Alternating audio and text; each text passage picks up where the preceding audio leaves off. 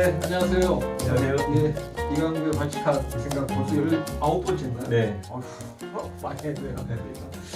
예, 오늘은 그 지역에서 함께 만드는 장애인 구술 생애사라는 좀 주제를 가지고 오셨는데요. 우리는 좀 따뜻한 얘기 좀 하려고 해요. 그 우리가 어려운 사람들이 도움을 받을 때 참 고맙다고 생각하고 그런 면이 있지만 네. 사실은 개인이나 사회가 어려운 사람들을 보듬어 안고 도와주고 할 때 좋은 기운이 돌고 그런 거거든요. 그럼요. 네. 맞습니다. 예, 그래서 예.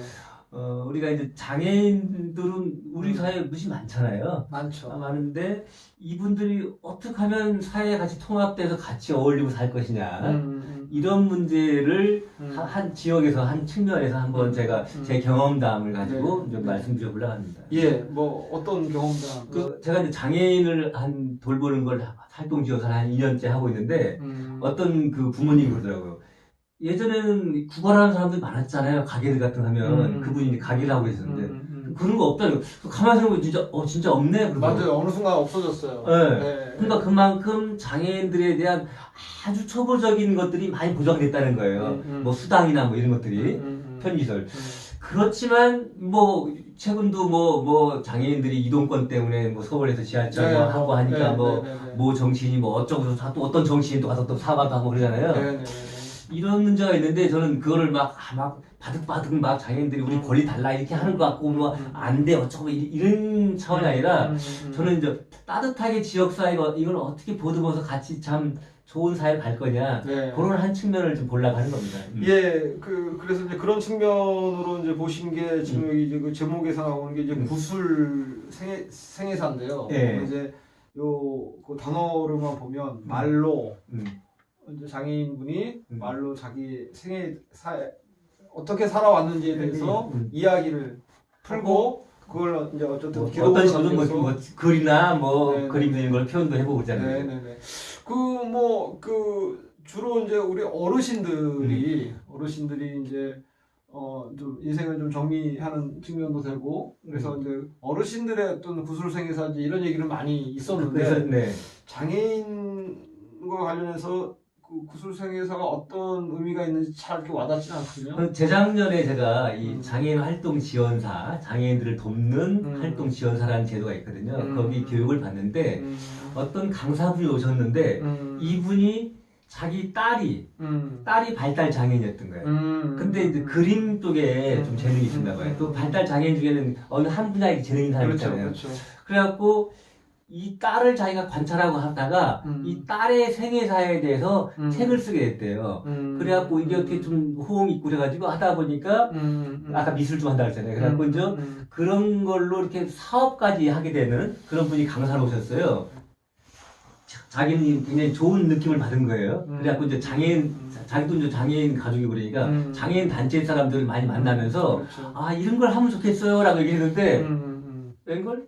썰렁하더라는 거예요. 그래서 가만히 생각해보니까 아직도 우리 사회가 편견이 많이 좋아졌다고 해도 가족 중에 누가 저기 장애인이라 하면 이거 시시하고 싶은 거예요. 이게 뭐 자랑스럽냐 이거지. 그러니까 이게 난관에 봉착하는 거예요. 그래도 이제 이분은 소신이 있으니까 강사로 오자고 그 얘기를 한 거예요. 그래서 저는 가만히 들으면서 그래 맞아 그럴 필요가 있는데 하다가 제가 실제로 또 막상 또 이렇게 장애인 활동 지원을 하다 보니까 이런 생각이 들어요. 어떤 장애인에 대해서 활동 지원서 도와주다가 이게 평생 가는 게 아니거든. 이 양반도 뭐 짧으면 몇 달 하다가 아니면 한 1년 좀 하다가 바뀌고 그럴 거 아니에요. 그렇죠. 그러면 이 활동 지원사가 이 장애인 활동을 할 때 이분에 대해서 잘 알아야 잘 도와줄 거 아니에요. 그렇죠. 예를 들면 제가 강의를 듣는데 어떤 분은 강사님 그러더라고요. 이 장애인이 어떤 사탕을 좋아하는지도 알 필요가 있다.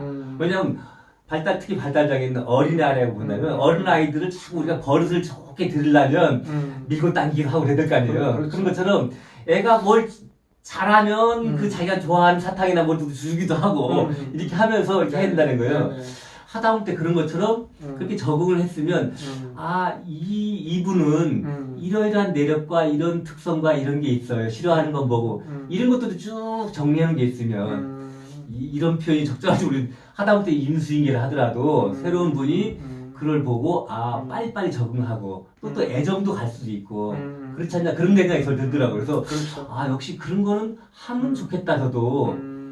그 저한테 그 강의해줬던 그분만큼 훌륭한 사례는 안 될지 모르더라도 네네네. 어쨌든 다 그런 것들이 정리되면 다 도움이 되겠다는 생각이 들더라고요. 그렇죠.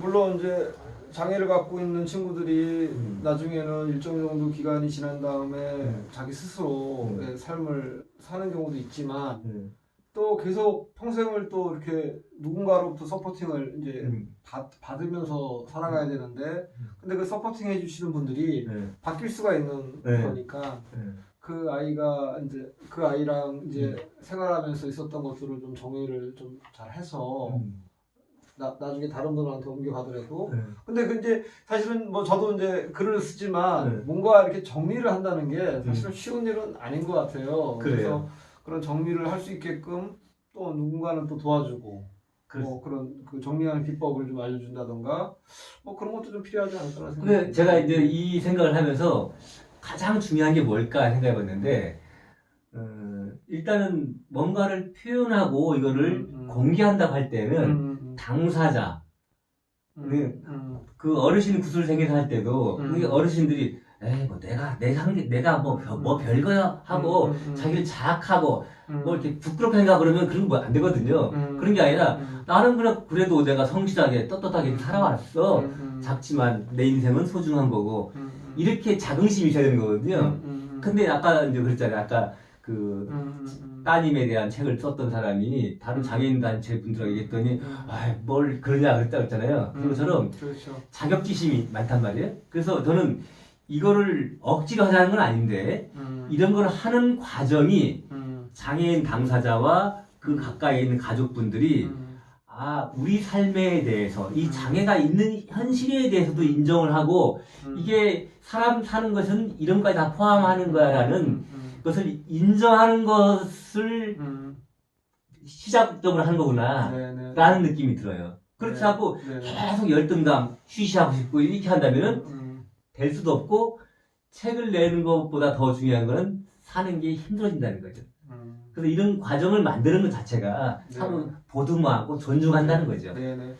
너무 이제 하여튼 치열한 경쟁 사회 속에서 살아가다 보니까 사실은 이제 오히려 사회의 관점에서는 굉장히 거추장스러운 그런 존재들로 인식이 될 수 있고 또 그 부모들도 또 그런 인식을 또 가질 수 있는데 생각 뭐 누구나가 이 세상에 온 이유가 있고 또 똑같은 시간을 또 이렇게 거쳐서 이제 살아가면서 뭔가 이렇게 좀 사회적인 약자들을 이해하고 그들과 뭔가 좀 함께 하려고 하고 좀 그들을 또 이렇게 소중하게 생각하는 그런 좀 따뜻한 어떤 마음들이 있었으면 좋겠다.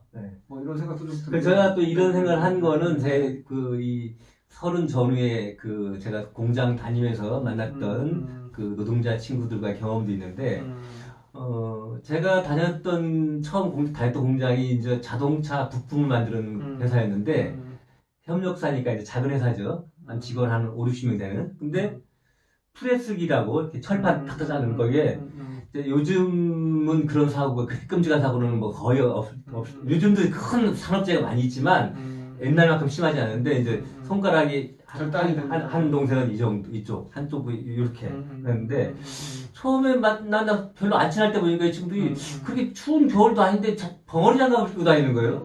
그 왜 그런가 했더니 이거를 내놓기가 좀 그랬던 거예요. 그래서 제가 그 친구들하고 사귀고 같이 이렇게 하면서 그 친구들한테 얘기했던 것 중에 하나는 누구나 다 장애가 있을 수 있다. 예를 들면 그때 저는 안경 쓰셨으니까 제가 조선시대 같았으면 이게 이다 이게 시력이 나쁘지 뭐 사실. 근데 지금 내 안경을 썼으니까 이게 아닌 것처럼 생활을 하는 거잖아요. 그래서 누구나 다 그런 장애가 있는 거다. 그러니까 이것이 인간이라는 것 자체를 구분 짓는 건 아니다라는 얘기를 많이 했던 기억이 나는데 그래서 이 친구들이 그런 거에 대한 자신감을 얻어가지고 나중에는 장갑을 벗었죠. 그런 것처럼 이 아까 말씀드렸지만 이 장애 당사자와 가족들이 그런 자신감을 갖게 해줘야 된다는 거. 그래서 사회 전문가들이 그걸 도와줘야 되는 거죠. 그러니까 뭐 어쨌든 사회적인 약자는 장애인을 일 수도 있고 그게 여성일 수도 있고 노인일 수도 있고 또 어린이일 수도 있고 그다음에 그렇죠. 또 외국인일 수도 있고요. 그래서 다양한 그 사회적인 약자들이 이제 존재를 하는데 또 누구나 또 사회적인 약자가 될 수도 있고 예. 그래서 이제 좀 함께 어우러지면서 함께 그분들을 이해하고 같은 어떤 같은 지역의 어떤 같이 살아가는 사람으로서 좀 따뜻한 시선으로 바라보고 존중해주고 함께 도와주려고 하는 그런 뭐 모습이 좀 필요하지 않을까 네. 그런 생각이 좀 들었고요. 그래서 이제 전문가들이 붙어서 예. 뭐 글 잘 쓰는 사람, 그림 잘 그리는 사람 예. 이런 사람들이 결합해가지고 같이 그런 것들을 좋게 잘 만들면 뭐 언제나처럼 제가 생각지 못했던 특별한 어떤 주제를 갖고 있는데 장애인 지역사회와 함께하는 장애인 구조생이다.